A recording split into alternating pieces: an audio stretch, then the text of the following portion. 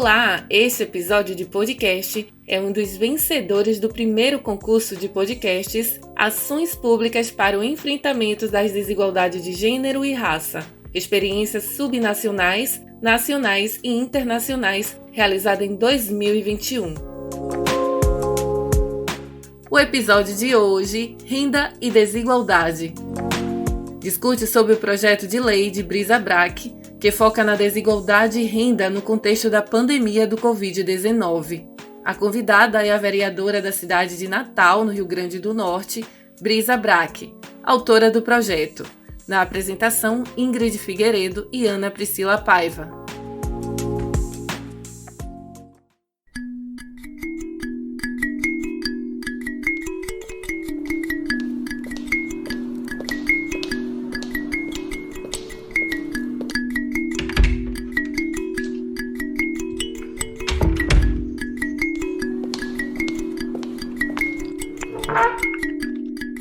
Germano, tá gravando já? Tá tudo ok?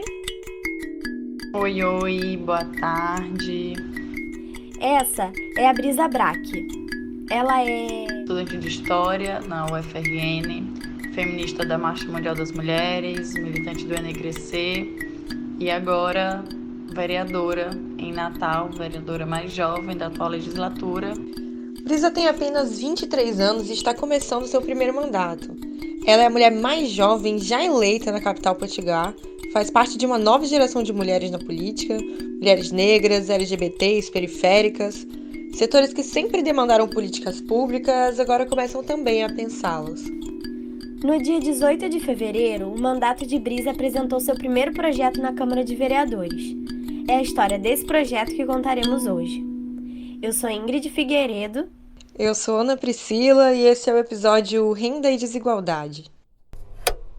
A Organização Mundial da Saúde declarou que a evolução do novo coronavírus chegou ao status de pandemia. Novo coronavírus. O coronavírus. Novo coronavírus. Coronavírus. Pessoas estão com medo da pandemia. A pandemia da Covid-19 não é apenas uma crise sanitária. Ela aprofundou as crises política e econômica que já eram a realidade no Brasil e em boa parte do mundo. No caso do coronavírus, essas crises têm uma relação simbiótica. A necessidade de isolamento social acaba com o ganha-pão das pessoas, o que afeta a sua renda e por isso elas precisam voltar para as ruas, aumentando o nível de contágio da população. Para quebrar esse ciclo vicioso, seria necessária uma ação do governo para frear o avanço da pobreza e do vírus. Incentivar a população a ficar em casa e garantir sua sobrevivência era o mais óbvio a se fazer. Mas é claro, essa não seria a solução de Bolsonaro. Ao invés disso, o governo brasileiro optou por condenar o isolamento social, divulgando falsos remédios para tratar a doença, enquanto incentivava as pessoas a continuar trabalhando na rua. Tudo porque a economia não pode parar. Quem ouviu a reivindicação popular não foi o presidente, mas a oposição parlamentar, que se mobilizou para que então a população de baixa renda conseguisse ter acesso ao chamado auxílio emergencial. Auxílio emergencial. O auxílio emergencial. O auxílio emergencial. Auxílio emergencial. A luta para aprovar o benefício de R$600 a R$1.200 foi dura e não contou com a ajuda do governo federal. Além do valor insuficiente, o auxílio emergencial durou pouco, até dezembro de 2020. Bem antes da pandemia acabar. Depois de muita insistência, o auxílio voltou. No momento da gravação desse podcast, em abril de 2021, o novo valor varia de R$ 150 a R$ 375. Observando os números, conseguimos perceber duas coisas. A primeira é que o auxílio emergencial de 2021 é absolutamente irrisório. A segunda é que a pobreza tem gênero e cor. Guarde essa informação, ela vai ser importante para o desenrolar da nossa conversa. Nesse contexto que projetos como o de Brisa começaram a aparecer. Quando a gente iniciou as sessões ordinárias e pôde, então, protocolar projetos de lei, sem dúvidas alguma, tomamos a decisão de que o nosso primeiro projeto de lei seria o da renda básica. A equipe do mandato passou, então, a pesquisar referências para viabilizar o projeto. A inspiração desse projeto, com toda certeza, alguém que muito nos inspira é o nosso eterno senador Eduardo Suplicy. Suplicy, que agora é vereador em São Paulo, há muito tentava emplacar a discussão da renda básica, mas foi somente com a devastação provocada pela Covid que ele conseguiu aprovar o projeto na capital paulista. Tivemos, inclusive, momentos virtuais com o vereador Eduardo Suplicy, tivemos diálogos direto com ele para a formulação do nosso projeto de lei e nos inspiramos nessas experiências, essa experiência de São Paulo, mas também de outras cidades, Brasil afora, que tem já feito tornado rendas básicas emergenciais realidade nos municípios. A gente tem a exemplo de Belém também, que já tem um programa de renda básica, São Luís do Maranhão, enfim, temos aí diversos exemplos de cidades que conseguiram implementar. Os projetos dessas 4 cidades têm algumas diferenças entre si. Belém e São Luís, por exemplo, focaram em famílias chefiadas por mulheres, coisa que os PLs de Suplicy e Brisa não fizeram. Mas isso não significa que elas não sejam as maiores beneficiadas. Lembra quando dissemos que a pobreza tem cor e gênero? Pois então. No Brasil, a pobreza é uma realidade que atinge principalmente as mulheres e a negritude. De acordo com o IBGE de 2018, as mulheres, naquele ano, receberam quase 79% do rendimento dos homens brancos. Já a população preta e parda recebeu apenas 57,5% dos rendimentos de pessoas brancas. E a tendência é que esses números tenham piorado bem mais na pandemia. O Centro de Pesquisa em Macroeconomia das Desigualdades da USP fez um estudo para ajudar na projeção desses impactos. A estimativa é que quase 40% das mulheres negras estejam abaixo da linha da pobreza. E isso considerando o auxílio. Esse número para a população branca é de 19%. A verdade é que a gente só vai ter a real dimensão da crise a partir de um censo nacional, com recursos suficientes para um levantamento de dados sério. E isso parece cada vez mais distante, né? Já que o governo federal insiste no cancelamento do censo de 2021 a qualquer custo. O pior é que o descaso não é exclusividade de Bolsonaro. Alguns estados e municípios insistem em seguir na mesma linha do presidente. Natal é um desses casos. As dificuldades são muitas. Talvez a maior delas aqui em Natal seja a gente enfrentar uma gestão do executivo municipal liderada por um negacionista da ciência, por alguém que defende ivermectina até hoje, completamente alinhado com a política bolsonarista. O prefeito Álvaro Dias, do PSDB, teve que ser proibido pela justiça de defender publicamente o uso da ivermectina. E isso porque o cidadão é médico. Pois é. A verdade é que, em teoria, políticas como a renda básica, proposta por Brisa, são função do executivo, como foi em Belém do Pará. Ora, mas há um problema prático aí, simples. Se o executivo não tem essa iniciativa, a gente fica parado de braços cruzados, esperando, sem ver acontecer? Não. Então, a nossa posição foi de que, por mais que o rito mais correto seria de que a iniciativa fosse do executivo, nós não iríamos nos omitir nesse debate. Então, Brisa protocolou o PL na Câmara. Mas não seria assim tão fácil. Na Câmara, apesar da preocupação aparentemente consensual dos vereadores com a fome e a pobreza, quando chegava a hora de debater a renda básica, as sessões se esvaziavam. E isso porque eram sessões virtuais. No presencial, para levantar ali, na frente de todo mundo, precisa pelo menos de uma desculpa. No virtual, se os vereadores saem do nada, a pessoa fica ali debatendo sozinha, sem nenhum aviso prévio. É um processo bem violento. Simbolicamente violento, eu digo. E nesse caso, a reação não é nem só pela pauta, mas por quem está propondo. Uma mulher negra, jovem, no seu primeiro mandato, ousando botar a gente na parede? Ah, não. A gente viu outros vereadores solicitando colocar outros projetos de lei na frente do nosso, na pauta. Então, sem dúvidas, um dos grandes desafios é encarar essa conjuntura política do município. Mas Brisa entrou na política a partir dos movimentos populares, né? Ela não estava sozinha nessa.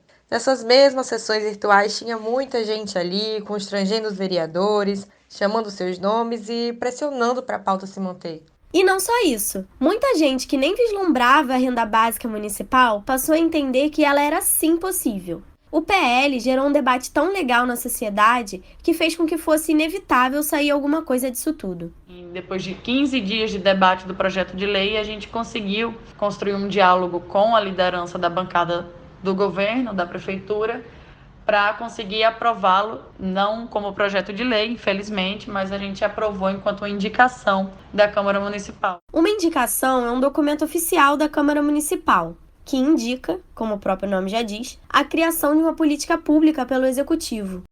Essa indicação foi então aprovada por unanimidade na Câmara. A próxima etapa é entregar o documento ao prefeito em reunião oficial.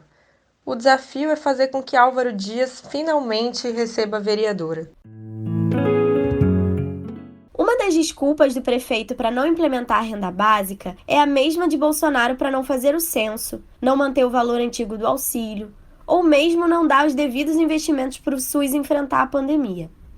O que eles dizem é que não existe orçamento. A gente sabe que o debate do orçamento é sempre uma polêmica na gestão pública. Por isso, chamamos a economista Juliane Furno para explicar um pouquinho disso.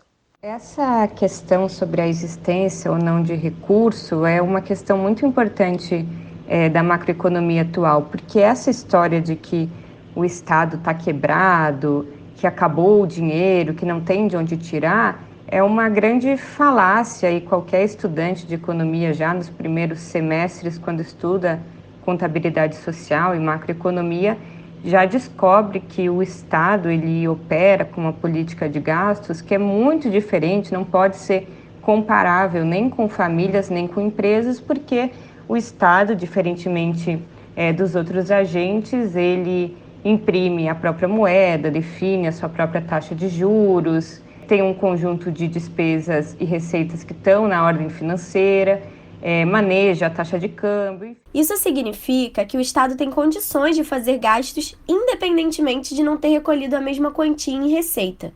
Ou seja, mesmo que desde 2014 o Estado brasileiro gaste mais do que arrecada, os pagamentos essenciais continuam sendo feitos através da dívida pública.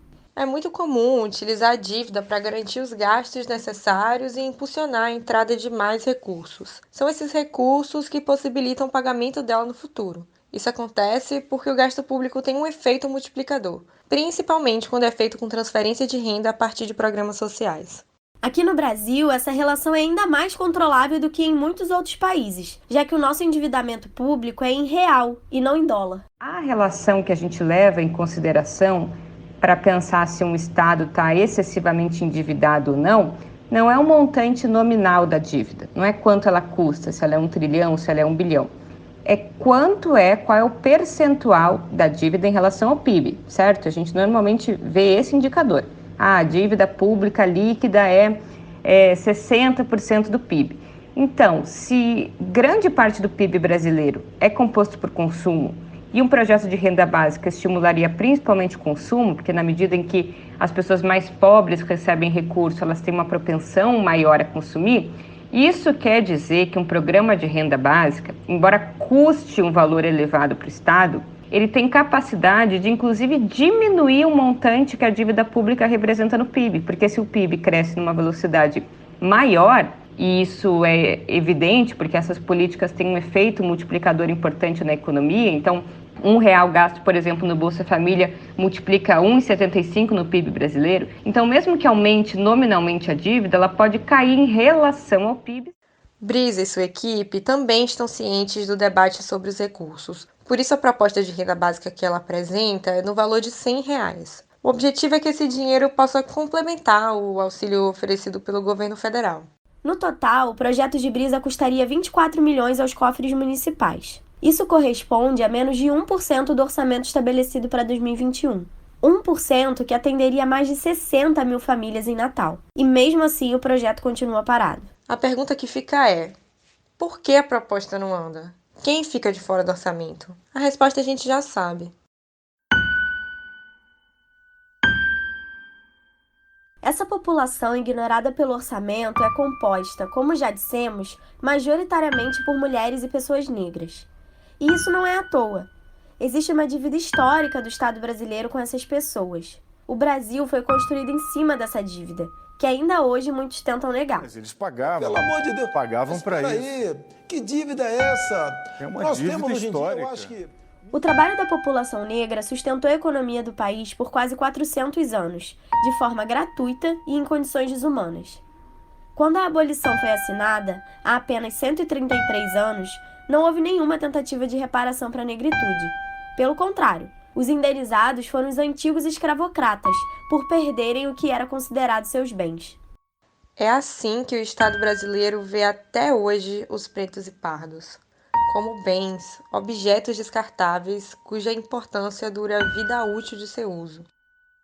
Esses corpos não são apenas explorados, são violentados, humilhados e mortos, sempre postos à margem, como se fossem inferiores ou apenas mercadoria. O pacto silencioso que mantém o Brasil de pé.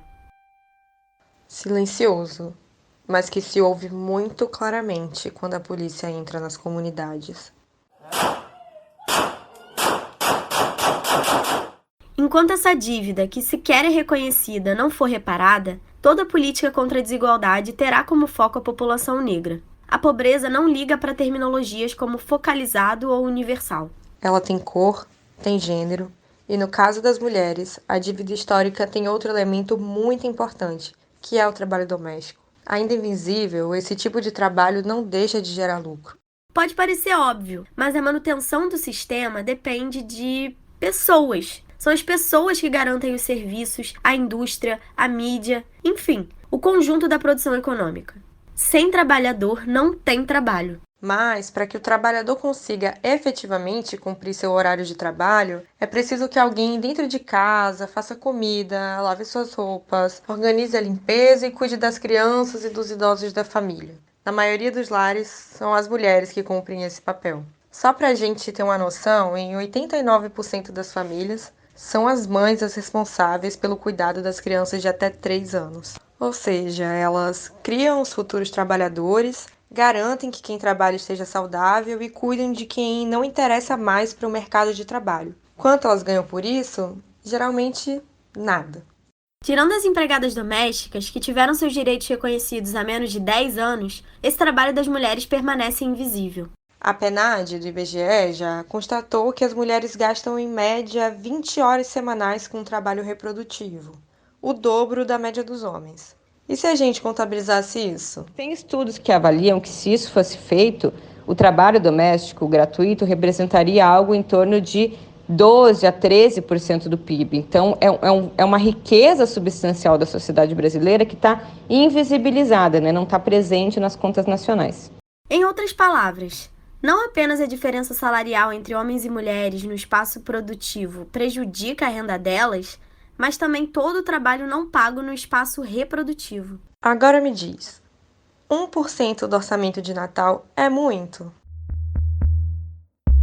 No final, são as mulheres negras que compõem a base da pirâmide social no Brasil. Por isso, as políticas de redução da desigualdade de renda são também políticas de redução das desigualdades de gênero e raça. Não à toa o projeto de renda básica que aqui falamos foi proposto pelo Mandad Brisa, uma mulher negra de 23 anos. Pode até ser que as dificuldades na tramitação do projeto tenham acontecido por Brisa ser quem é, mas é também isso que a faz ter um outro olhar para a população e suas necessidades. A faz entender que são as mulheres e o povo negro que devem ser prioridade do orçamento público, e não a dívida interna. Mas para que esse olhar tome conta da política, precisamos eleger mais mulheres negras.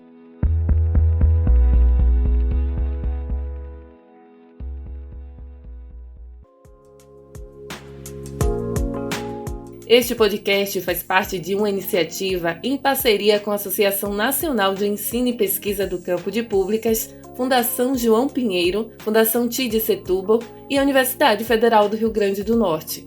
Também teve apoio da Ação Brasileira de Combate às Desigualdades.